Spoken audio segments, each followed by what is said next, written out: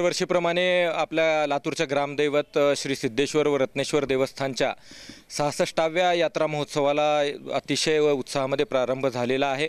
रात्री गवळी समाजाच्या दुग्धाभिषेकाने या यात्रा महोत्सवाला प्रारंभ झाला आणि त्यानंतर डॉक्टर सुनीलजी गायकवाड खासदार यांनी त्या ठिकाणी अभिषेक पूजा केली।